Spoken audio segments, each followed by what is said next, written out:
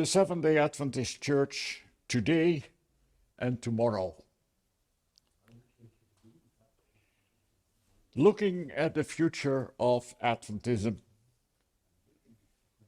can we look at the future by looking at the past? Ellen White wrote, and it's in the Testimonies to Ministers, in reviewing our past history, having traveled over every step of advance to our present standing, I can say, praise God.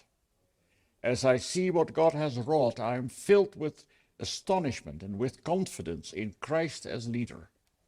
We have nothing to fear for the future, except as we shall forget the way the Lord has led us and His teaching in our past history. It's a very well-known quotation. But how realistic is it? We have nothing to fear. Is that true? A source is unknown, but Fritz Guy, whom I mentioned earlier, for whom I have a great admiration. Unfortunately, he died a little way back. But he quoted from an unknown source. He said, when you visit the altars of the past, bring the fire, not the ashes. And that's a beautiful quotation.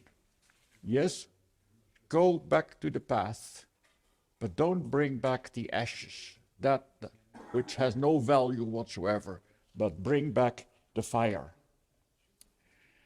The Church of the Ages, the Christian Church, has been successful. Grew from a small beginning in the Middle East to a world religion. A movement with powerful religious streams. Has had a major role in the development of the social structure of Western society. And whatever people think of the church, when they are on vacation, they go to these beautiful cathedrals because the church has left us a heritage of monuments and religious arts and beautiful churches. As time went on, theology became the queen of all sciences. And yes, the church has had its problems, but it has survived periods of moral decay and crisis. The church is there with the reality, Ecclesia semper reformanda. This Latin term that says the church is always in need of reformation. That's true, but the church is still there. But in recent times it is more of a mixed picture. Christianity is shifting from the north to the south. There is a decline in the traditional denominations. Unfortunately, fundamentalism remains strong. There is also a movement away from having different denominations, post-denominationalism. Is that the future? Many of us, I hope, are really wondering what is happening in the United States with many of the evangelicals and their support for somebody like President Trump. What we also see is a decline of Roman Catholicism in many parts of the world, and certainly in the West. In the Netherlands, Catholicism used to be about 1/3 of the population. And now it is becoming a very, very small church. And the Cardinal recently said that we need to be careful that we do not develop in a sect rather than remaining a church. At the same time, there is an exponential growth of Pentecostalism and the independent Christian organizations that mushroom in many places of the world. An important role of immigrant churches. When a large section of Amsterdam was added in the 1960s and 1970s, Amsterdam Southeast, the city council decided that they would not need to reserve place for churches because there would be no need. in the future for churches. There is no area in the Netherlands that is so religious as that particular part of Amsterdam. It has been overrun by people coming from the Caribbean and later from other parts of the world. And there are dozens and maybe hundreds of large immigrant churches in that part of the city. No church buildings. We have a church with Ghanaian members of about 200 people and have no church building. It's very difficult to find a place where to worship. So that's an interesting facet of where the church is going. And there is a lot of spirituality still. But that does not mean that people want to continue going to church and to attach to an institution. Christianity, by the year 1900, about 30% of the world population was Christian. A century later, it was still about 30%. 2020, it was 31.1%. So it's roughly remained the same. Now, of course, there are many more people in the church, so 30% now is a lot more people than 30% in 1900. But Christianity has stood its ground, but has not been growing in terms of percentage of the population. And of course, it should be recognized that here Christianity means anybody who claims to have a Christian kind of culture and background, and goes from very nominal Christians to avid believers. Christianity may have stood its ground, but it has challenges. The rise of Islam, secularization, postmodernism, etc.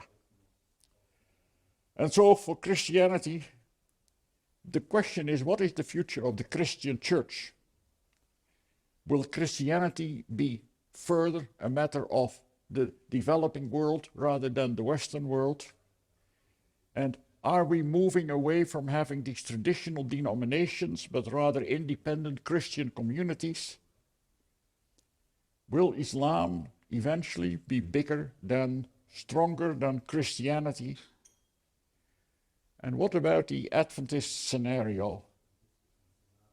A remnant confronted by a powerful Catholic Church with strong Protestant support. That was what we have always been taught. That is the future. How realistic is that? Time will tell.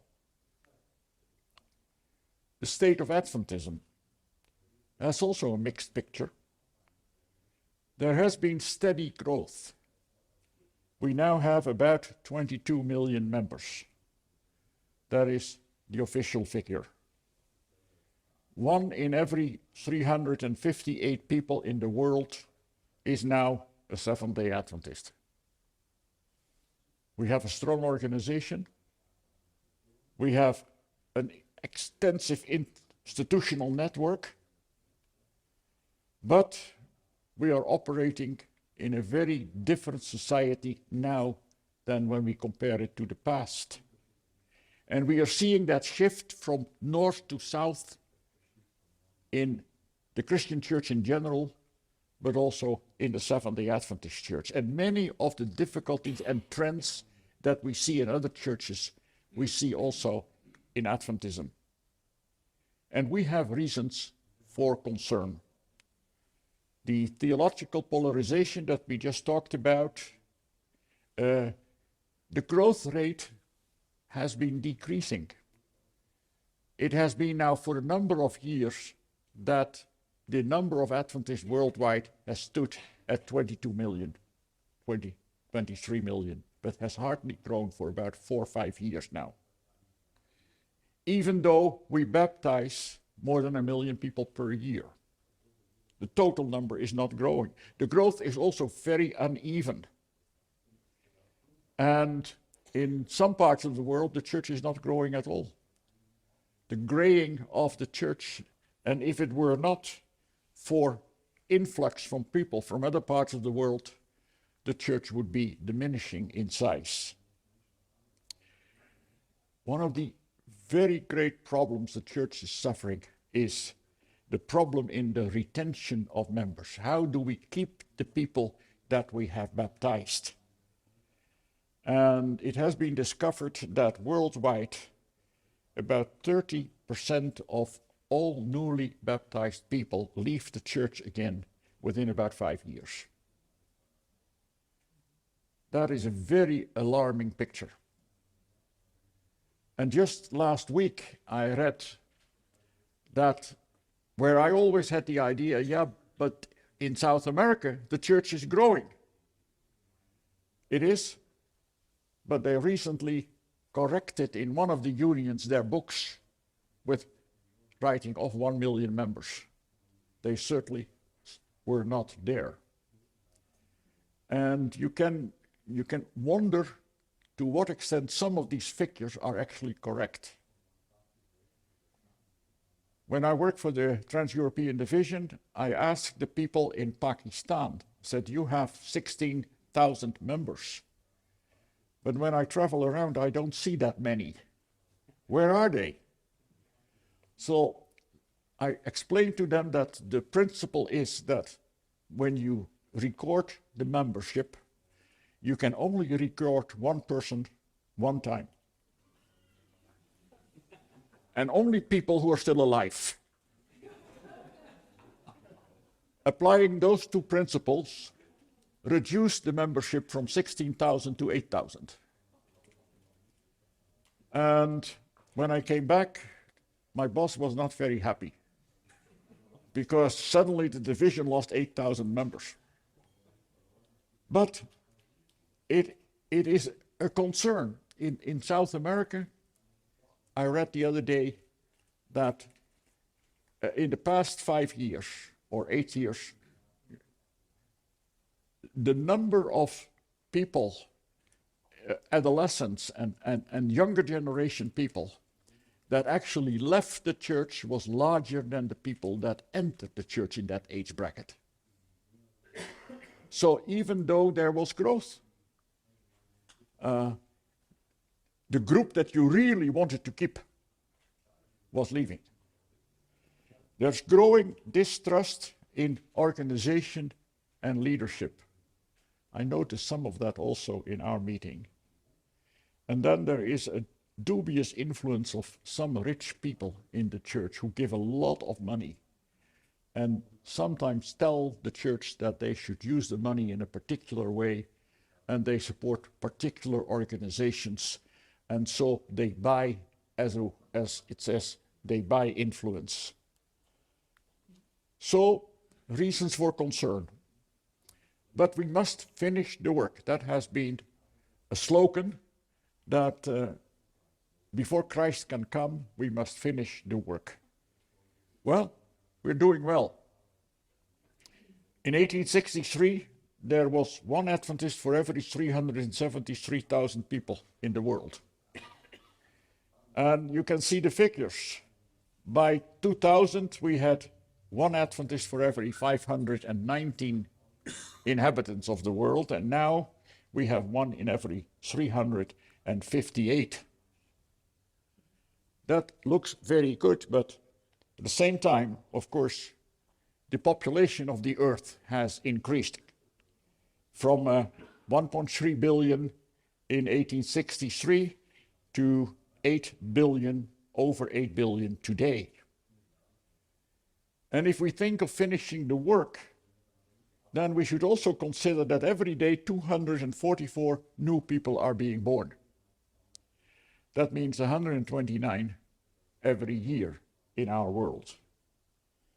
Then there is the enormous challenge of the so-called 1040 window. That is the area in the world that is roughly between 10 degrees and 40 degrees, what do you call that? Above the equator. Well, what do you call that?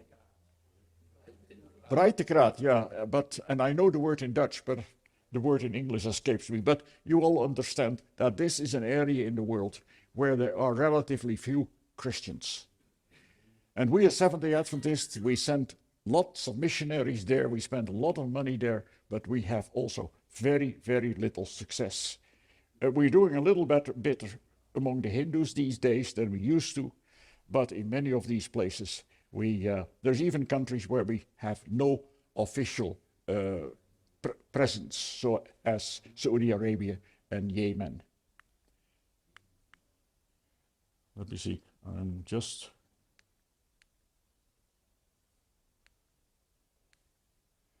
the challenge of the 1040 window, and then the urban centers. There are 33 mega cities with 10 million plus people where we virtually have no work. So, yes, we are doing well in some way. We have become a big church with 22 million people. There is one Adventist for every 358 people on earth. But at the same time, the challenges are still enormous. Adventism today is a non-Western church. In North America, 6% of our membership. Europe, 1.2% of our membership. And that is divided over two divisions. Australia, New Zealand, a third of 1%. Whereas in Africa, 41% of our membership. Asia, 13%. South and Inter-America, 28%. The president of the East Africa Division recently declared that in the few years that are left until the next general conference, he pledges that his division is going to baptize 2.5 million people. We'll see. And I hope and trust that they will all know about all 28 fundamental beliefs. Trends in membership in the West. Just a few figures to have an idea what is happening. In the world, we have moved from 3.5 million to 21.7 million in 40 years. So that is about 6 times the number of people that we had in 1980. But when you look, for instance, at the USA, we have not even doubled the membership in those 40 years. We have in Canada more or less doubled our membership, but there has been a large increase from the French-speaking African countries and the French-speaking Caribbean countries. Australia, you see a bit of the same trend, New Zealand as well. And when you look at some selected European countries, Scandinavia has been doing very, very poorly. Denmark, 40 years ago, had 4,000 members. Now, 40 years later, it has 2,395 members. Finland has decreased over time. France and Great Britain, they have not decreased because they had lots of immigration. But Germany started in 1960 with 41,000 members and has about 34,000 members today. I saw Switzerland. You have increased a little bit over time, but the world population has increased 7 times. I don't know how the population of Switzerland has increased over those years, but you have not increased, well, what is it, about 25%, but not more. You see Sweden, the last one on this list, has fewer members than 40 years ago. So before we put out the flag, there are some things that really should worry us. We have had significant losses. Between 1965 and 2014, 33 million people were baptized in the world, but 43% of them left within a few years. Between 2000 and 2012, 6 million people were dropped administratively. That's, among other things, my 8,000 people in Pakistan. Unfortunately, a majority of people, of young people, disconnect from the church. And it's one of the great tragedies of many of us that we have seen our children disappear from the church. Many small churches in the Western world are actually closing. We see that in Scandinavia. We also see that in rural areas in the United States. And most indigenous churches in large urban centers disappear. When you go to the large church in Paris on a Sabbath morning, you don't see any Frenchmen. When you look at the church in London, in Greater London, the area of London and around, we have thousands of members, but less than 100 original British people. So we are happy that the church has been growing, but we have also been losing, and that should worry us. There are issues that divide us. Fundamentalism, gender issues, the LGBT, and a couple of other theological issues that I mentioned in my earlier lecture. What are the reasons that we have difficulty? William Johnson, many years the chief editor of the Adventist Review, he says, well, there are a number of reasons, and one is the spirit of the age. We are dealing with anti-authority individualism, superficial reigns over the solid. That's the reason why we fragment. Lukewarmness. We are Laodicea after all, are we?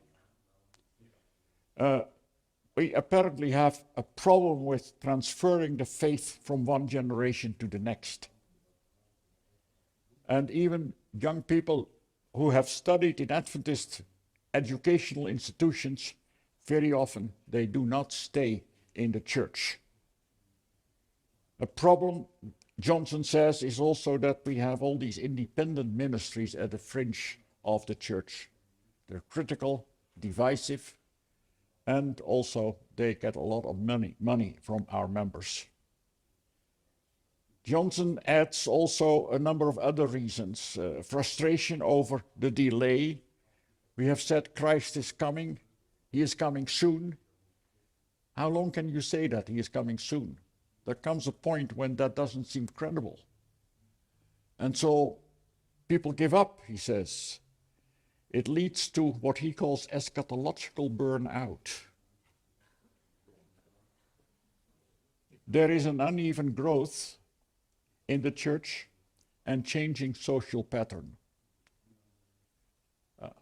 Your church in Switzerland is, I believe, a healthy church. But I'm sure that there are some things here that you have in common with other unions, and that is tithe paying is not for everybody the normal thing anymore. There is worldwide about half of our membership that pays some kind of tithe.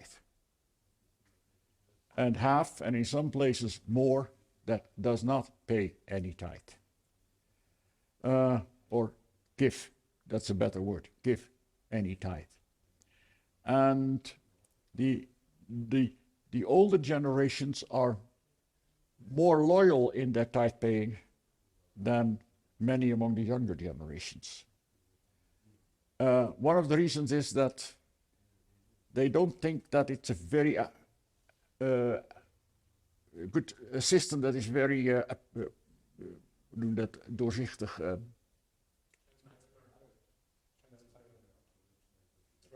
Transparent, that's the word, yeah. So, and people like to see what is happening with their money rather than just dumping it in a big pot. And some people wonder whether the text in Malachi, when you says it, you need to bring your money to the treasurer, whether that actually is the office of the church in wherever city that the union office is located. So, yeah, there are all kinds of problems, wide scala of different voices, theological obsessions, but Johnson says the church has largely failed to become a community of love and tolerance.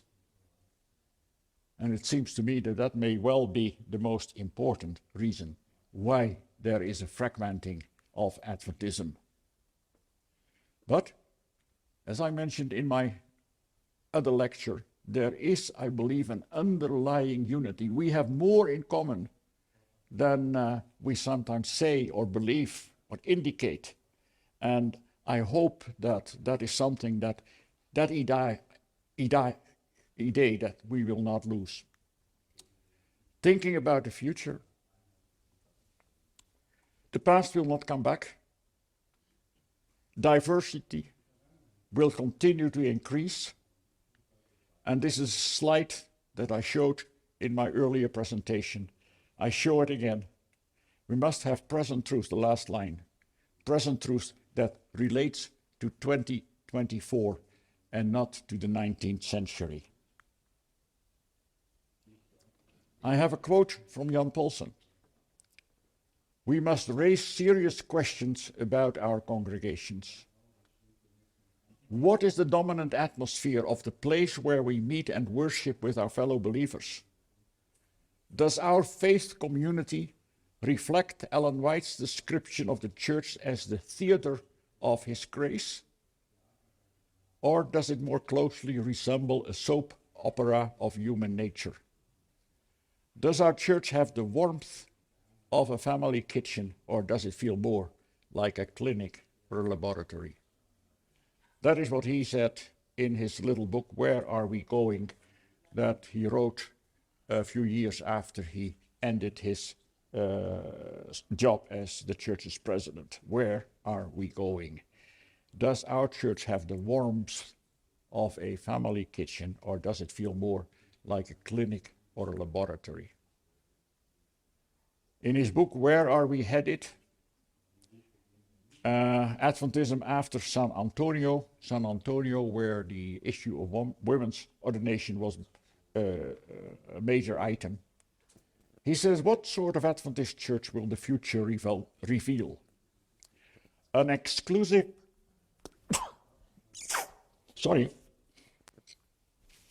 an exclusive body so sure that it is right and everybody else is wrong, that it feels we can go it alone, shunning contact and cooperation with others? Or will it take a broader view, realizing that while God has raised us up and given us a message to the world, He is a big God, far bigger than our smaller sphere, and that He is working out His plan through many different agencies? Another person, he is not an Adventist, he says, we should not worry too much about this thing that we should finish the work. When is the work done? The worldwide preaching of the gospel is not simply a task to perform. It's not a job that we have to do, but it's a gracious gift through Christ's own presence in the church. And therefore a sign of the growing presence of God's kingdom on earth, and a promise that God's ultimate purposes for humankind will be fulfilled. What will the church, our church of the future, be like? Will it be a growing world movement among other world religions? There was a time when we said that by 2030 we would have 50 million members. That was the prognosis. It doesn't look like that at present, but will we have the same growth pattern again? Or will we maintain the status quo, perhaps plateauing at 25 to 30 million members worldwide? Or will we just lose lots of people and fossilize into a fundamentalist remnant? It's those who are left behind when the shaking has taken place. Or will we break up in 2 or more separate denominations?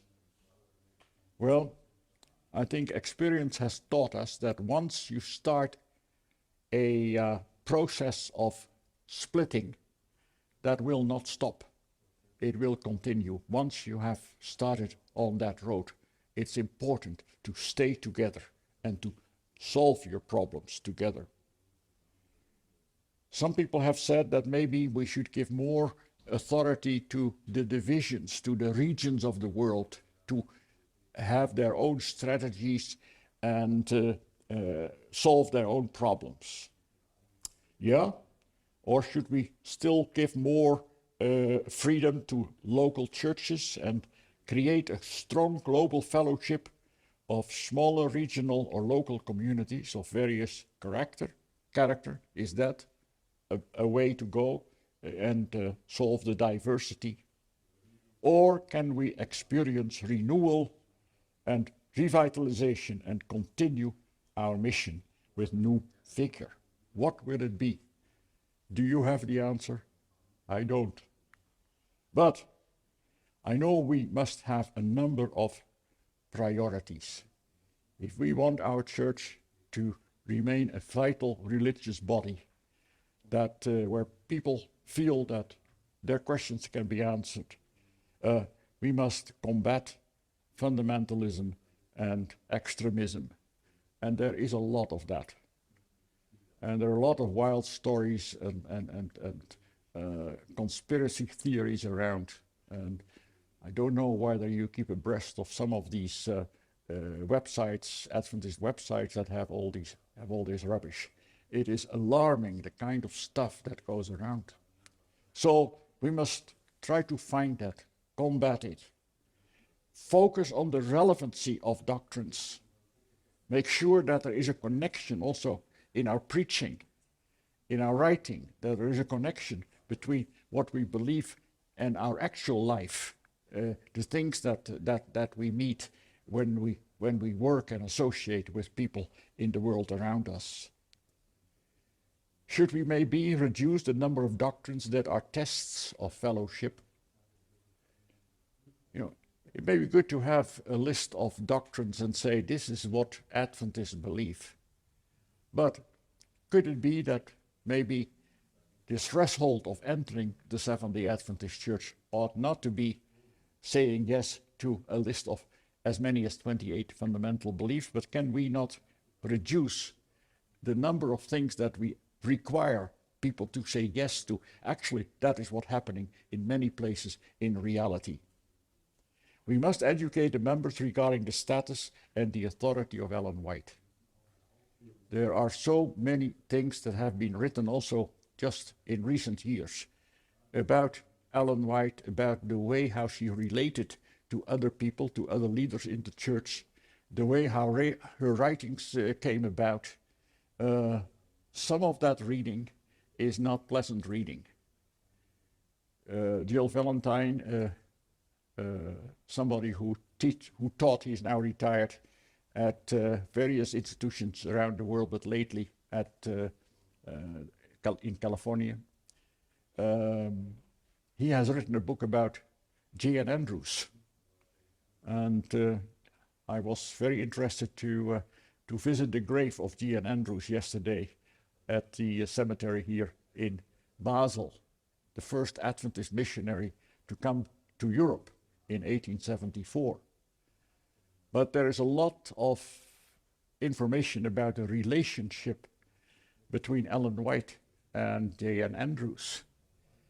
And when you read some of the later chapters in that book about that relationship and about the kind of correspondence that took place, then you wonder about the pastoral sensitivities, and I'm saying it very careful, of Mrs. White.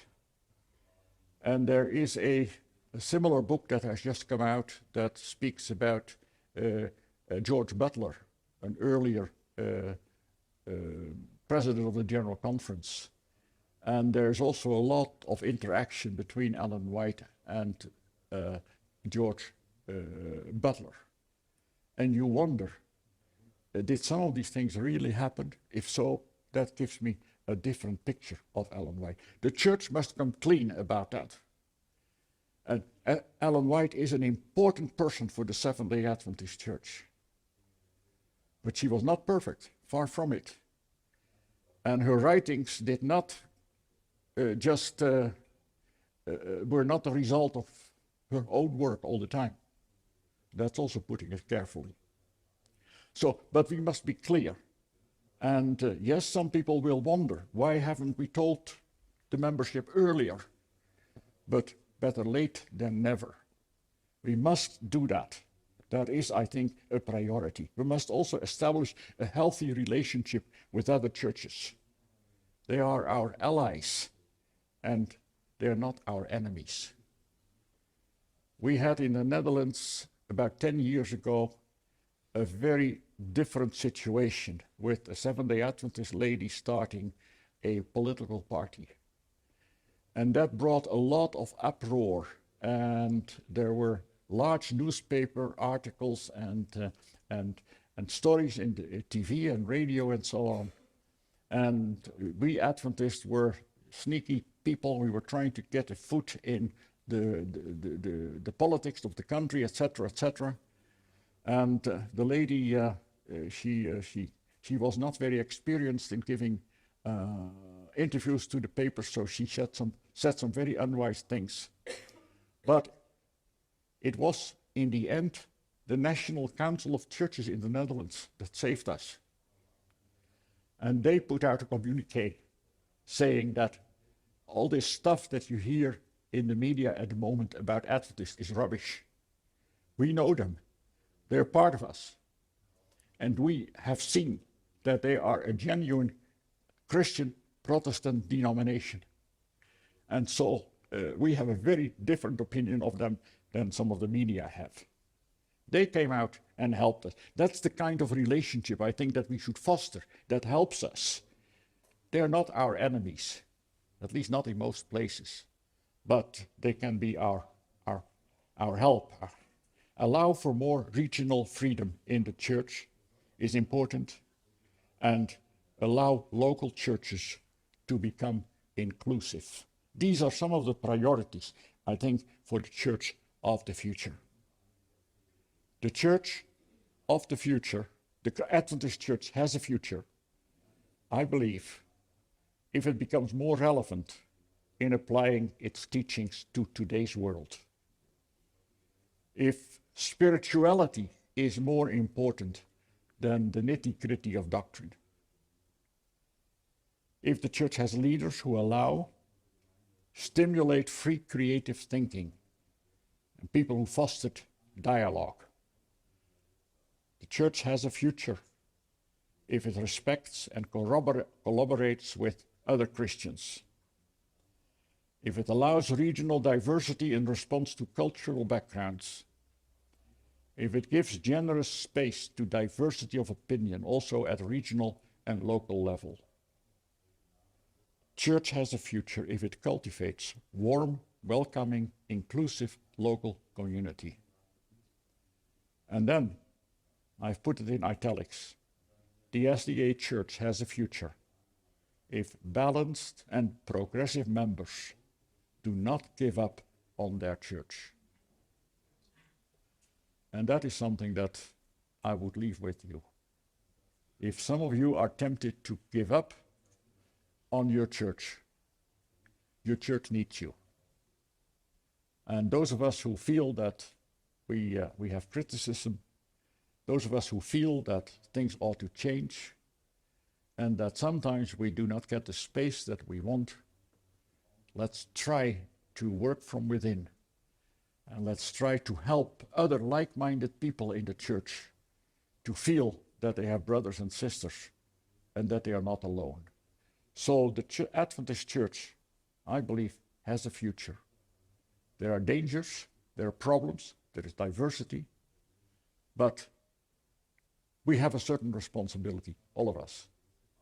And I hope that some of these things that we have said and discussed will ring an echo and will help you to decide never to give up on your church. Thank you.